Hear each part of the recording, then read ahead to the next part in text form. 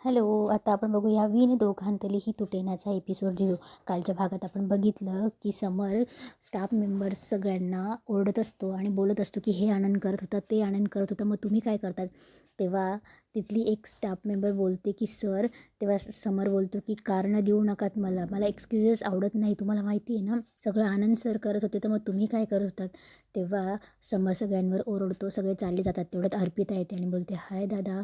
तेव्हा समर चिडचिड करत असतो, तेव्हा अर्पिता बोलते की अरे अरे दादा तू चिडू नकोस, हे बघ पाणी पी, तुला माहिती नाही स्टाफ मेंबर काम करत नाही ना, म्हणून मम्मा पण सगळ्या स्टाफ मेंबर्सला ओरडत असते. आणि ठीक आहे ना, आनंद असं काय करत होता, हे बघ आनंदची जागा आहे ना मी चटकन अशी भरून टाकेल, तो जी कामं करतो ना ती मी अशी चटकन करेल. तेव्हा समर मनात बोलतो की आनंदची जागा कोणीच भरू नाही शकत अर्पिता, तो माझ्या हृदयातली पण आणि कामाची पण जागा. आनंद, स्वानंदी आणि निकिता उभे असतात. तेव्हा आनंदला एक फोन येतो कंपनीकडनं. तेव्हा आनंद स्पीकरवर फोन टाकतो. तेव्हा तो कंपनीवाला आनंदला ऑफर देत असतो आणि आनंदला भरवत असतो की समर सरांसाठी तुम्ही एवढं काम केले तरीसुद्धा त्यांनी तुम्हाला काढून टाकलं म्हणून. तेव्हा तो आनंदला ऑफर देतो की तुम्ही माझ्या कंपनीसाठी काम करा, फक्त समर सरांकडे जाणारे सगळे क्लायंट तुम्ही माझ्याकडे वळवा, मी तुम्हाला हवं तितका पगार द्यायला तयार आहे. तेव्हा तो विचारतो कधी कळवणार आहे. तेव्हा आनंद काहीच बोलत नाही. तेव्हा स्वानंदी त्याला खुणवते की हो बोला आनंद दादा. तेव्हा आनंद नाही बोलत. तेव्हा स्वानंदी बोलते की बोला आनंद दादा. तेव्हा आनंद बोलतो की ठीक आहे, मी तुम्हाला कळवून सांगतो, म्हणून विचार करून सांगतो. तेव्हा तो बोलतो की ठीक आहे, उद्या मी तुम्हाला कॉल करेल. फोन ठेवल्यावर आनंद बोलतो की वहिनी तुम्हाला असं का बोलायला लावलं. तेव्हा आनंद सांगतो की मला याने कितीदा कॉल केलेत, खूपदा याने मला बोलवले, आणि तुमच्या माहितीसाठी सांगतो, याला खरं तर मी याच्या कंपनी जॉईन करणार आहे, याचा याला फायदा नाही आहे. मी कंपनी सोडून गेल्यावर समर सरांचं किती नुकसान होणार आहे ना, याचा त्याला फायदा आहे, आणि ते मी या जन्मात होऊ देणार नाही. तेव्हा स्वानंदी बोलते हो, प्रोफेशनल नुकसानाच्या आधी राजवाड्यांचं जे पर्सनल नुकसान होतं ते थांबवायचं आहे ना आपल्याला. तेव्हा स्वानंदी बोलते बरं चला मी निघते आता, आणि आपण टचमध्ये राहूया, आणि तुम्ही प्लीज काळजी घ्या आनंद दादा, कळलं ना. तेव्हा स्वानंदी चालली जाते. स्वानंदी गेल्यावर निकिता बोलते की लकी आहे समर की त्याला इतकी हुशार बायको मिळाली, नाही तर त्याच्या घरच्यांनी त्याला विकून खाल्लं असतं. इकडे अर्पिता समरचं सांत्वन करत असते आणि बोलते की दादा तू टेन्शन नको घेऊस, मी आहे, मी सगळं ठीक करेल, आणि आलेच म्हणून ती जाते बाहेर. तेव्हा समर विचारत असतो, तेवढा तो स्वानंदीला फोन करतो. तेव्हा स्वानंदी बोलते की बोला. तेव्हा समर बोलतो ऑफिसमध्ये आहात का. तेव्हा स्वानंदी बोलते नाही, बाहेर आली होती जरा कामासाठी. तेव्हा समर बोलतो की भेटू शकतात का. तेव्हा स्वानंदी बोलते आत्ता. तेव्हा समर बोलतो हो, भेटल्यावर सांगतो तुम्हाला, मी तुम्हाला पिन पाठवतो. तेव्हा स्वानंदी बोलते ओके. इकडे अर्पिता समरजवळ येऊन बसते आणि खूप साऱ्या फाईल्स घेऊन येते आणि बोलते की दादा मला सगळं समजले, काय करायचे ते. तेव्हा समर बोलतो काय समजले. तेव्हा अर्पिता बोलते की हेच की आता आनंदने काय काय केलं होतं, किती घोटाळे केले होते, आतल्या आत किती पैसे खाल्ले होते. तेव्हा समर बोलतो हे काय बोलतेस तू, आणि तुला कसं माहिती. तेव्हा अर्पिता बोलते की केलंच असणार ना, ते आपल्याला शोधून काढायचं आहे ना. तेव्हा समर बोलतो की तो प्रश्न नाहीच आहे, आणि तू आज इथे ऑफिसला आज आली आहे, मुळात तर मी तुला ऑफिसला ये असं विचार करून सांगतो म्हटलं होतं, पण तू आलीच आहे, तर मग काम कर, जरा ऑब्झर्व कर, लगेच आल्या आल्या असं डिसिजन देऊ नकोस. तेव्हा अर्पिता बोलते की दादा तू अजून पण आनंदवर विश्वास ठेवतोय, म्हणजे काय झालं, त्याने चोरी करताना तो पकडला आणि सगळं भोगावं तुला लागतंय. तेव्हा समर बोलतो की हे बघ अर्पिता, तुला मी सांगितलं नव्हतं ऑफिसला ये म्हणून, तू उगाचच काही पण बडबड करत नको जाऊस, जे काम करायचं आहे ना, आनंद काय होतं, त्याने काय केलं होतं ना, हे याबद्दल नाही, इथून पुढे काम कसं सुरळीत ठेवायचं नाही हे बघायचं आहे आपल्याला. तेव्हा समर अर्पिताला थोडी बडबड करून तिथून उठून निघून जातो. अर्पिताला त्याचा राग येतो. इकडे अंशू शेळकेला फोन लावत असतो, शेळके फोन उचलत नसतो. तेव्हा अंशू चिडचिड करत असतो की हा शेळके फोन काय उचलत नाही आहे, मला ऑफिसचे काही डिटेल्स कळत नाही आहे. तेव्हा मल्लिका बोलते की डिटेल्स तुला काय कळत आहेत, आणि तो कशाला कळणार, तो समरला तुझ्याबद्दल सांगत असेल वाईट साईड, तेच काम करतोय तो. तेव्हा अंशू बोलतो की तो तसं करूच शकत नाही, कारण की माझ्या सांगण्यावरून त्याने काय काय काळेधंदे केले आहेत ना हे समरदादाला कळेल, आणि तो तसं करूच शकत नाही. तेव्हा अंशू चिडचिड करत असतो. तेव्हा मल्लिका बोलते अंशू चिडचिड नको करू, आता गेली आहे ना आपल्याला त्याच्यासाठीच पाठवलं आहे ना आपण, आपल्याला कळेल तिथे काय होतं ते. तेव्हा अंशू बोलतो की मॉम तुला कळत नाही आहे की समरदादासोबत काम करणं इतकी सोपं गोष्ट नाही आहे, आणि मला नाही वाटत ताई ते मॅनेज करू शकेल. तेव्हा मल्लिका बोलते की आपी तुझ्यापेक्षा जरा जास्तच डोकं आहे तिला, कळलं ना, ती तुझ्यासारखी तो उगाच माती खाणार नाही. तेव्हा अंशू बोलतो की आता किती वेळा ऐकवणार आहेस मला. तेव्हा मल्लिका बोलते की बरोबर आहे ना, मग काम करण्याआधी माती खाण्याआधी तुला समजायला पाहिजे ना, तू काय करतो आहेस. आता तर आनंद नव्हता, आता खरं तू ऑफिसमध्ये पाहिजे होतास, कळलं ना, कारण की आनंद नसताना आपलं एक ना एक माणूस ऑफिसमध्ये पाहिजे म्हणजे पाहिजे. आणि तू इथे काय करतोयस, तू इथे झाडू मारतोय, आपल्याला तर झाडू मारायला आवडतं ना. तेव्हा मल्लिका असं बोलल्यावर अंशू बोलतो की बस ना मॉम, किती ऐकवतेस. तेव्हा मल्लिका त्याला सांगत असते की अंशू बाळा, तुला समजतं आहे का, आत्ता आपलं कोणीतरी ऑफिसमध्ये असायला हवं, त्याशिवाय आपल्याला सगळ्या गोष्टी हँडल करता येणार नाही. इकडे समर स्वानंदीला भेटतो आणि सांगत असतो की थोडक्यात काय तर आनंद सगळं करायचं आणि बाकीचं काय, बाकीच्या डिपार्टमेंटला विचारलं तर कोणाला काही माहीतच नाही. सगळ्यांना विचारलं ना काय काय केलं, तर आनंद सरांनी सांगितलं तसं तसं केलं. म्हणजे तुम्हाला माहिती, या सगळ्या कंपनीच्या नावात फक्त राजवाडे, बाकी सगळं आनंद आहे. तेव्हा स्वानंदी बोलते की बापरे, त्रास होतोय का तुम्हाला याचा. तेव्हा समर बोलतो की हॅलो, मला काय ते इन्सिक्युरिटी वगैरे काही वाटत नाही, तुझं उत्तमच काम करायचा, बाकी सगळी कामं तो करायचा, मला फक्त बघावं लागायचं.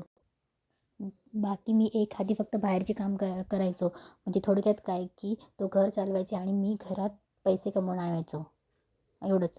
बाकी तेव्हा स्वानंदी बोलते बाकी काय काय खबर आहे. तेव्हा स्वानंदी बोलते काय खबर आहे म्हणजे बाकी आता मुलांच्या परीक्षा संपतील, सुरू होतील, म्हणून फॅमिली ट्रिपचा तर प्लॅन नाही आहे. हां, उन्हाळ्याच्या सुट्ट्यांमध्ये होऊ शकतो, समर वॅकेशन.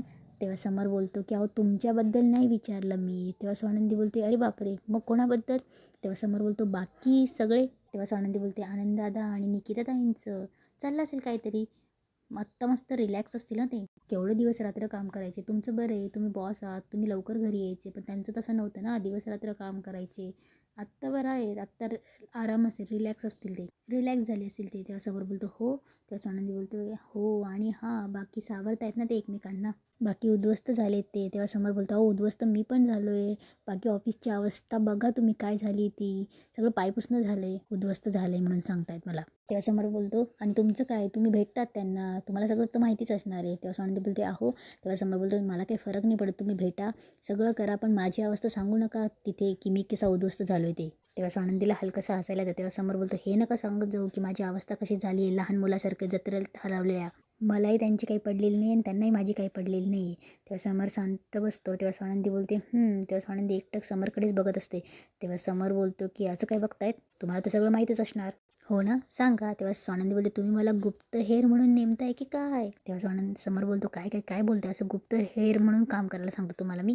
समर बोलतो आणि ज्या माणसाचीच मला गरज नाही त्या माणसासाठी गुप्तहेर का नाही मी. आणि गुप्तहेर काय, अशी किती विकृत कल्पना आहे, आपण काय शाळेत आहोत का गुप्तहेर खेळायला. आणि असं काही करू नका तुम्ही, मी माझं बघून घेईल काय करायचं ते, आणि तुम्ही भेटत राहा, बोलत राहा त्याच्याशी. तेव्हा स्वानंदी बोलते बरं, आणि काय करू मी, तुम्हाला सांगू गुप्तहेर बनून.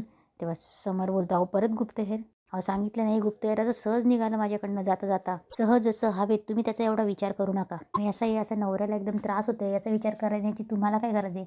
तेव्हा स्वानंदी बोलते अरे बापरे, नवरा, पण आपल्यात तर व्यवहार होता ना. तेव्हा समोर बोलतो हो, पण सप्तपदी घेतली ना आपण, वचने घेतली, तो काय भावला भावलीचा खेळ नव्हता, गमतीशीर नव्हती सगळी गोष्ट. तेव्हा स्वानंदी बोलते नाही खरंच होतं. तेव्हा समोर बोलतो हा मग, आणि व्यवहार म्हणून कोणाला सांगताय, व्यवहार कळतो मला, आणि व्यवहार सुद्धा ना एकदम असा व्यवहारासारखाच करायचा असतो, व्यवहारासारखा. लग्नाचा आहे ना, तो देखील एक व्यवहार आहे, मग तो देखील लग्नाच्या व्यवहारासारखाच करायला पाहिजे, नाही का, कळत कसं नाही हो तुम्हाला. तेव्हा स्वानंदी बोलते पर मग काय करायला पाहिजे मला. तेव्हा समोर चिडणार. तेव्हा स्वानंदी बोलते हे बघा चिडू नका, मला तुम्ही समजावून सांगा, म्हणजे जरा स्पेसिफिकली सांगा बरं का, म्हणजे आनंददादा आणि तुमच्याबद्दल नाही बोलायचं, पण जर ते बोलले तर मी तुम्हाला सांगायचं नाही सांगायचं, आणि तुम्ही विचारलं तर तुम्हाला मी असं सांगायचं की आनंददादाला मी काहीच नाही विचारलं. हां, म्हणजे तुम्ही उद्ध्वस्त वगैरे झालाय छे, अजिबातच नाही बोलले, कारण हे बोलायला मी काय गुप्तहेर आहे का, किती विकृत गोष्ट आहे ही. तेव्हा समोर बोलतो तुम्ही काहीच करू नका, तुम्ही तुमच्या मनाला येईल ना ते करा, माझं मी बघून येईल काय करायचं ते.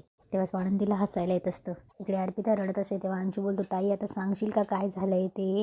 तेव्हा मल्लिकाही विचारते आप्पी सांग ना काय झालंय ते. तेव्हा अंशू बोलतो की दादा नक्कीच ओरडला असणार, मी सांगत होतो ना दादासोबत काम करणं इतकं सोपं नाही आहे ते. तेव्हा मल्लिका बोलते काय ओरडला. तेव्हा अर्पिता बोलते की ओरडला आहे तो मला. तेव्हा मल्लिका बोलते सगळ्यांसमोर.